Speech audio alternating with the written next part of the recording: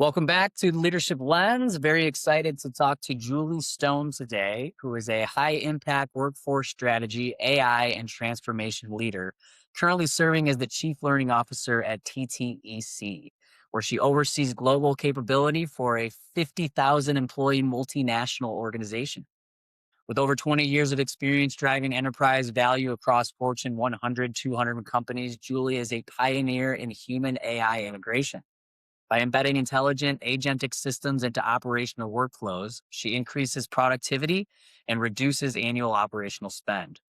A trusted board advisor, Julie excels at accelerating change velocity and helping organizations leverage AI to eliminate friction while maximizing uniquely human capabilities like empathy, coaching, and strategic alignment. So, how's that for an intro there, Julie? I don't think I could have said it better myself. Thank you. I'll try to live up to that. Well, let's just start off. Tell me a little bit more about that. Obviously, people just heard what that is, but when we talk about AI and human and agentic and learning, I mean, there's a lot of things that are very, very intertwined in this. In a short as you can, in a short format, tell us kind of what you do. What is the goal of your work? What are you trying to bring to the table and bring to your organization? Sure, that's a great starting point. I'm Chief Learning Officer, as you said, for TTEC. I really have three buckets of work or three remits that go along with that. The first one, and the one that takes the largest share of my time, is onboarding and training the 40,000 plus frontline workers that we hire every single year around the globe, who serve as contact center agents supporting top brands in every industry that you can think of. So anytime you call customer service, there's a good chance you're speaking to somebody who works at TTEC. And so that training period, that onboarding period and that training period, the more engaging we can make that, the faster we can help somebody develop new skills, the faster they're going to be successful, the faster the company is going to be successful. The second part of my remit is I actually run a learning solutions business where we will design learning courses, learning curricula, knowledge management solutions for our customers. And for some of them, we do that as a managed service. We are, in effect, their training team in an ongoing way. And then finally, I'm Chief Learning Officer for all of our employees, making sure that we all have meaningful development and growth opportunities to help us not only build our own skills and our own experiences, but contribute to the company. That's great. Well, let's stick on onboarding for just a second Yeah, here, something that I know a good amount about. yeah. Through our business, we provide Hmm. our place candidates with 90 days of executive integration, kind of Yes. not Yeah. onboarding. We don't call it that because Yeah. it scares hiring teams away. Like, we already do that. What do you mean? But in your world, in your opinion, what makes a good onboarding process, good onboarding program? What do people Yeah. need to get from that in their first Yeah. few months on the job? So the first thing that I'll say is, and it's the part that people maybe don't talk about a lot, but it's how you make somebody feel. Candidates have a lot of choices, and it's a pretty big one. Is this a company where I feel like they're going to value me for what I'm bringing to the table? That I can belong, I can be part of something bigger than myself, and where they're going to invest in me and give me an opportunity to grow. And because if those conditions aren't met, they're going to go someplace else. And so from day one in that hiring and recruiting process, we want them to be leaving each engagement feeling like, I feel good here, right? I feel like this is going to be a good step for me. And then you have to continue that experience. The very first day that they interact, they have to feel welcomed. They have to feel valued. They have to feel like they're part of something bigger. And, we've probably all experienced starting a new job or seeing others start new jobs in our families where that wasn't the case. And so if people don't feel that way, they're going to be less likely to engage. You're not creating great conditions for learning. for learning about the company, learning about your job because, your basic needs are already not being met. And, you're likely to look for another opportunity. So, and that actually is our core metric. We first have to hire you, find you, hire you, and retain you. And then once you're here, my job is to actually help you learn to do your job to the skill level and quality that's required as quickly as I can. Because that's what's going to help people feel comfortable, right? Like I'm confident, I know what I'm doing, I know how I'm measured, I know how I get rewarded. When it comes to call center jobs, that training time ranges anywhere from 2 weeks to it could be 4 months. Can you imagine being in full-time training for 4 months? And so, we use AI to speed that time up. Now, not only by saying, oh, we're going to give you a bot and you're just going to interact with the bot and it's going to go a lot faster. We also use AI to give you individualized skills practice in the areas that you need help so that you can progress at your own pace and you can get the support that you need so that you can perform well, feel good about your performance, and continue to contribute. Mhm. Well, I love the idea of training that's specific. It's individualized to what the person needs. So I'm great at this. Hey, expert. Don't need any help. Stop putting me through, Exactly. 4 hours of training on something I already know. Hmm. But it's a new person in a new role. We're kind of talking about onboarding, and I'm pretending this person's only been there Yeah. for less than Yeah. How do you know where the skills really lie? Are you Hmm. giving people? Is there tests? I mean, is there Yeah. how are we getting to the point where we say yes, no, Yeah. definitely not, but they Yes. really need some help? Yeah. So this will be really interesting to hear how it might be evolving for you too in the recruiting side of the business. But if I just again continue to focus on our frontline workers, we do extensive assessments and personality. It's called a personality print in that recruiting process.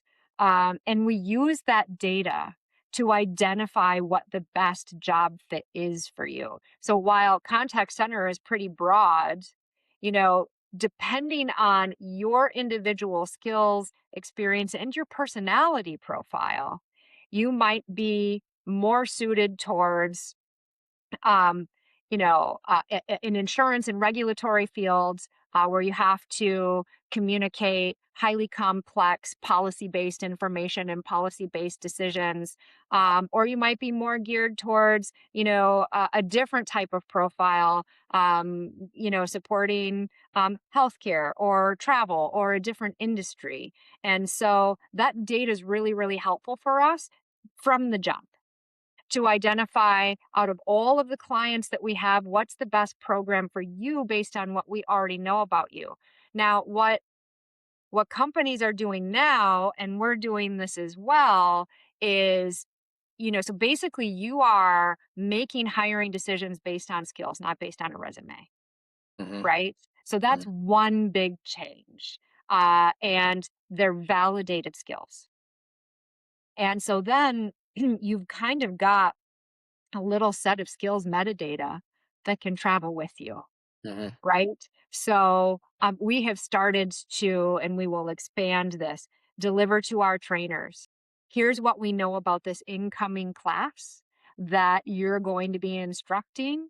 Here's what the macro trends are about these people, about their skills, their experience, their personality. And then at the individual level, here's what we know about each individual. So you can already tailor that starting off point to that particular class. And the idea is that as you go through your employee journey, your skills data is getting updated, your proficiencies are getting updated, and it travels with you so that you can then hand it off and use it when you go into your sort of production job to hand it off to your team leader was going to say, okay, I know these things about you already. You're doing these things really well. I'm going to reinforce those. These things you continue to need some coaching on, um, and ongoing from there.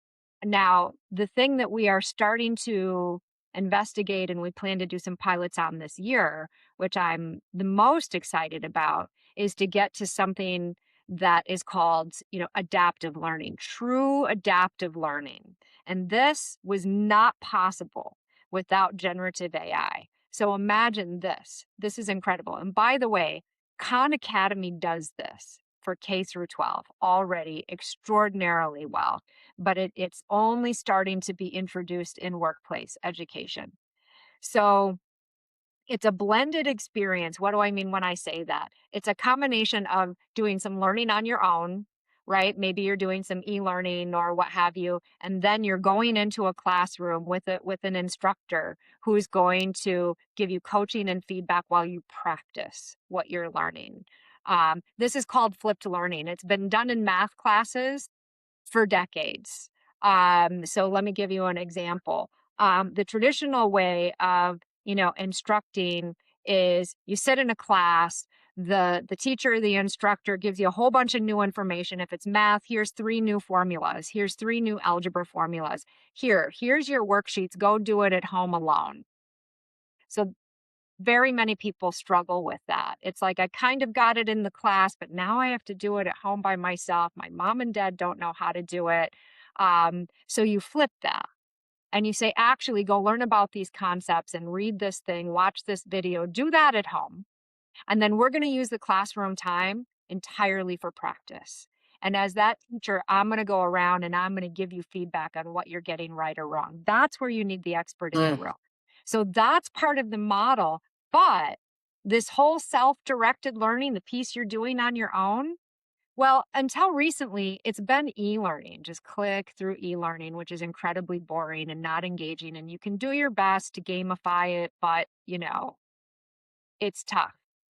Now, with generative AI, imagine a scenario where that learning content is generated in real time for you based on your responses in the moment, your understanding of the content, your ability to engage with an AI coach or an AI tutor that's asking you questions.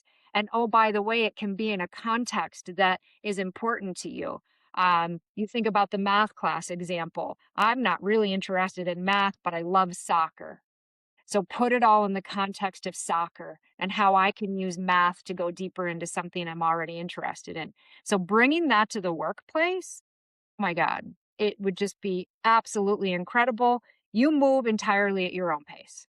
mhm. Um, that, today, you and I are new hires in the same class. You might be miles ahead of me, but they're teaching to the average. So you're bored. Maybe I'm struggling to catch up. It eliminates that problem. Mm. Fascinating. And I've heard about this. Well, it's not even theory, but I've heard about this before in the schools.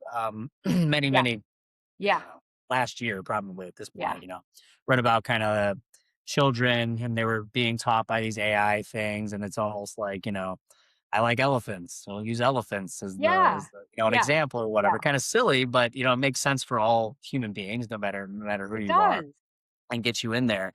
And so now this is something that's, let's call it cutting edge. This has Hmm. not been widely Totally. accepted by society. It's No. not out there a whole lot. So you're No. saying at TTEC, you guys are just now starting to talk about this, experiment with this. Where are we at in your guys' We life cycle? have a number of technology providers that we're in active discussions with, and our plan is to select a couple we're going to pilot and really try them out. And these tech providers, I mean, I'm sure you know that their capabilities are advancing every single day. Now, there's some trade offs here. There's some very pragmatic, practical trade offs. Generative AI costs tokens. Everybody's starting to learn about tokens now, right? And so you have to be smart about where you're going to use generative AI. It's not needed in every instance, and you're going to have to manage the cost equation of that. So the complexities are new, and ones that need to be part of your decision making process. So that you don't accidentally blow your budget before you've gotten accomplished what you needed to. But yeah, we're gonna be testing this. There's some incredible tech providers out there doing this today. Hmm. Great. So we talked a little about onboarding. We're now talking about training, Hmm. getting people up to speed, making sure that they're in a good spot. And obviously, there's continuous change. Right. Hmm. But many times, development is a part of this as well. And it's kind of getting people put into a position where they're capable to take on more, to move up within the organization, whatever that might look like. And I'm assuming that's a part of your conversations and a part of your world as well. Can you talk to me a little bit about development and how it, relates to learning, doesn't Yeah. relate to learning? What's the Yeah. difference here really when we say Yeah. learning and development? They seem Hmm. similar to me. Hmm. Yeah. Yeah. It's they're definitely connected.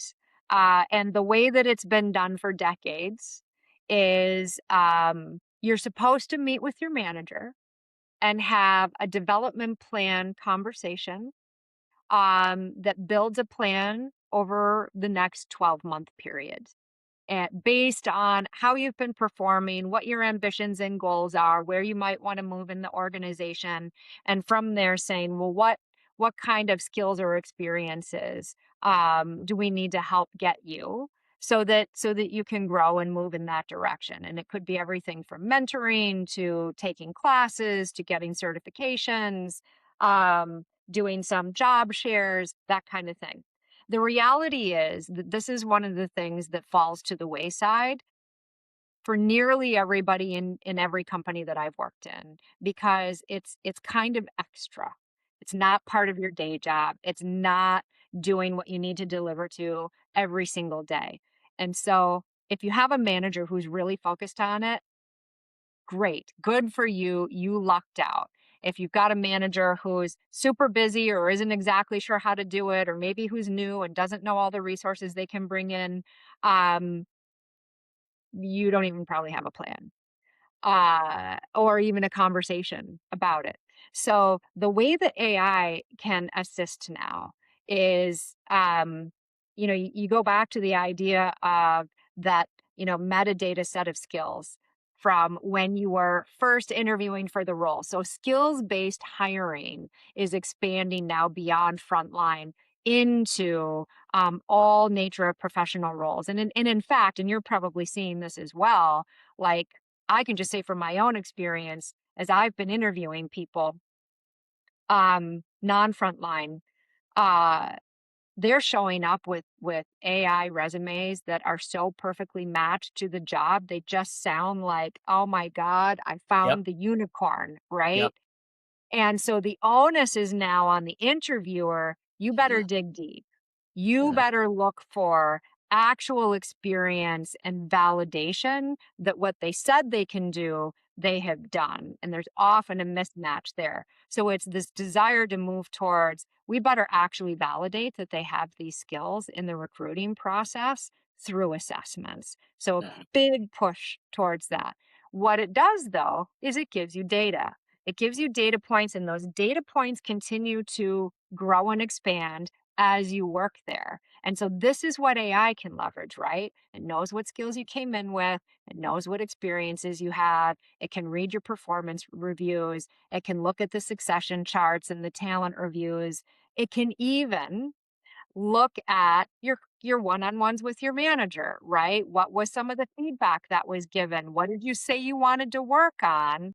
And it can build all of that into a proactive development plan that says, Taylor, I know that you want to get to, senior software engineer based on the skills required for that role and what you have today and what others like you who have moved to senior software engineer have focused on. Here's your learning path, and it's just all laid out right there for you.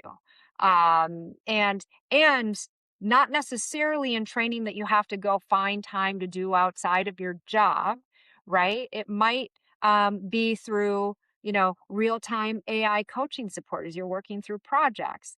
um, Leaders can use this to identify uh, people in the organization they can assign to a project where they have a need for your skill set.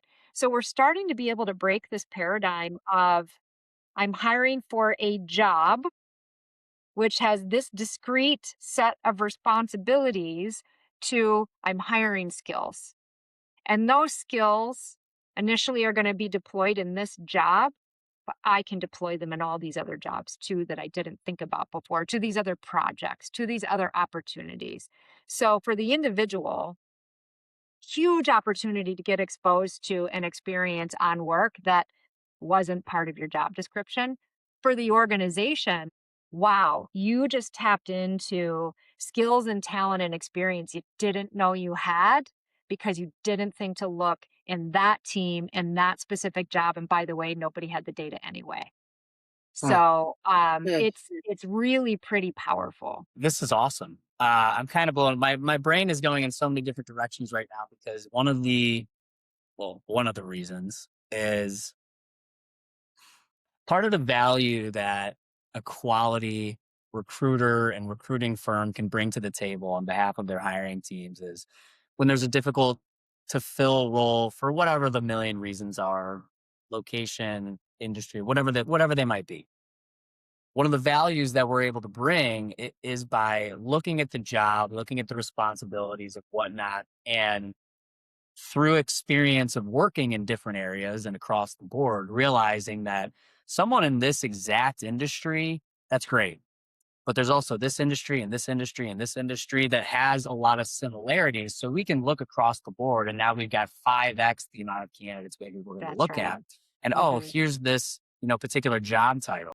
Hmm. And if you're only looking for people in that industry with that job title, yes, Yeah, very small pool. You're that's not right. going to maybe find that person, but that Well, doesn't mean that there's not transferable knowledge and transferable skill sets that can make somebody almost immediately successful in that yes. role, even though they haven't had that industry and haven't had Yeah. that title. Mhm.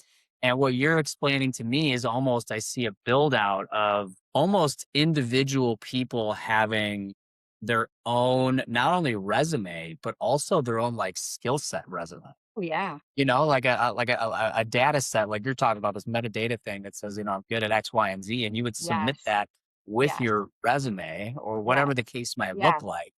And now, as opposed to just looking at the resume and the job titles and the what have Yes. you, you're looking at the skill set and you're going, okay, we've got, in your guys' case, probably 500 open positions maybe at any given Yes. time. I don't know. You guys are Yes. so big. You get a resume and and more importantly, a skill set put into the system, and AI can be utilized to put that person in a role that you would have never thought of them being a That's fit for, exactly but they right. are. And Yeah. that's exactly right, and it's the notion of kind of a talent marketplace that's based on skills. Uh-huh. And skills are fungible. To your point, you can apply them in different projects across different teams, and there's tremendous value in that too. The more people get to work outside of their functional silo, understand how the business works, and in other aspects of the end to end, the higher their business acumen, the higher their ability to make good, sound decisions. Plus, they're establishing a broader network of resources they can tap into. So, the old school way that I've done this for decades, just as one of my personal leadership practices, is when I join a company, I take the time to meet every single person in my organization one on, and then any new person who joins, like, I absolutely want time with that new person. I don't care if they're 5 levels down, where they sit. Um, I did that for TTEC, which was challenging because I have an org of about 600 people. But the question that I ask, aside from, the goal is I wanna get to know you, right? Like, who are you outside of your job description? An essential question that I ask is, what's a super strength that you have that nobody knows about because it's not part of your job description? And oh my God, that's where the richness and the diversity of experience and knowledge and passion starts to come to the forefront. People have done so many incredible things in their lives, and some of it you would never ever imagine. But what you do find out is like, oh my God, you've done that before? I totally need that over here on this other Yeah. team that you're not even, Right. connected to. I'm gonna tap into that. Right. right? So that was my manual old school way of trying to identify, what do people have and where can we apply it within the organization. But now AI does it so much better than all of that. And it's visibility for the individual and it's visibility for the company. We need to go get lunch sometime. 'Cause I want to keep talking about this. I mean, now you got me going because right now today you say, okay, what does Taylor, know about? And you go, okay, well, he got his degree in this Yeah. and, maybe a certification in that. But there's a Yeah. piece of paper that's associated that says, Yeah. you know this, you did Right. this, you now Right. have that knowledge base. Hmm.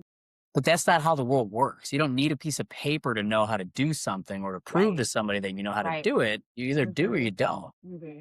And now I'm just rolling into this new world where Yeah. you take tests, you go through things and you have this just library of your skills that you Yes. update every couple years or whatever, and it Yeah. lives with you and it's part of your Yeah. kind of resume. And yeah, I The mean, system will AI will even infer skills that it believes that you have based really. on your prior experience. Oh, yeah. Starting with your resume, but then as you are in roles at the company, as you have different experiences on different projects, it will infer. Now, those aren't validated skills, right? And that's where the focus is going. I want to actually validate it. Subjective input, like from my manager who says, yes, Julie is good at this, is helpful, but it's not, objectively validated. But, the value that I see in this is actually pretty tremendous. I see it as one of the great equalizers Mhm, across socioeconomic, statuses because you think about people who don't have that college degree, right? Often used as a must have before you even get an interview at a company. And we know from having interviewed, just because you check that box on the degree doesn't mean that you're coming with any level of proficiency or ability to perform. But it was the way that we did it. It was a toll gate to check. Well, there's a movement away from that to say it's actually, and this is validated in data, by the way, the thing that identifies a success profile for a job is is not always and is often not because you have a college degree. And so this provides a lot more opportunity for people who maybe didn't have those, prior required things. The same thing with it's pretty common to say, well, you need to have 3 to 5 years experience in this particular role, which you yep, spoke about. mhm, Well, not necessarily. What if you've applied that skill in a different type of experience? And when you think about the US in particular, boy, college costs are becoming really, really out of reach for a lot of people. And there's a bigger movement towards short term certifications that are on very discrete skills. That's meaningful. mhm, Um, Along with experiences, I've got two kids, 20 and 22, who are both in college. And they're lucky I help them with their resumes, and we sit down and update them, on a regular basis, and we pull out they don't have the "I finished my college degree" checkbox. They don't have the 3 to 5 years experience, but we pull out the skills, and we pull out the very specific experiences that they've had in their jobs, to help bring the story of what they're capable of mhm. to potential employers. Whole new world. It is. I gotta work to keep my business up because I mean, it's the way that we do things today is still the old way. It's still very much the old way. Maybe TTEC is you know, kind of breaking some ground here and whatnot. But at the end of the day, you can't really do anything with this without the data. Yes, And we don't have people that's right, sitting at home taking skills tests left and right. And right, the thing that people aren't going to want to do is every time they apply for a job, take a test. You don't right, want to do that every time. Can I right. not have, my skills profile that Mhm, lives with mhm. me? That and traveled with it you. just like my college degree. You Yeah. either you know what you don't, you got it, you don't have it, Right. and Right. there's a nice business model here for There acquiring. is, and that's what you see with more discrete skill certifications, right? Mhm, And then that works particularly well with tech roles where it's a particular technology or type of coding that you can do, but it's starting to be extrapolated more broadly. And there's even, like what we use even for our frontline is we give scenarios that are assessing your application of human skills, your application of your judgment, your decision making, to help us understand what's needed there. mhm, yeah. Well, this is fascinating stuff, and I can't thank you enough for coming on here today. You've got my mind absolutely in a pretzel about where we're going in the next few years, 10 years for sure, how that affects the recruitment world, the hiring world. There's a lot to unpack here. So thank you for putting this into my brain and the viewers' brains and getting people to think a little bit differently because these are thoughts that I've never had, and they're thoughts that are important, and it's a no-brainer. What you're talking about is an absolute no-brainer, and I think it's inevitable. There's no doubt about it. So, thank you so much for everything that you brought to the table today. Well, thank you for having me. It's a topic that I'm quite passionate about, and hopefully there's some value for the listeners. I'm up for having the conversation at any time. Thank you so much. Thank you so much. All right, have a good one. Thank you. Thank you. You too, Taylor.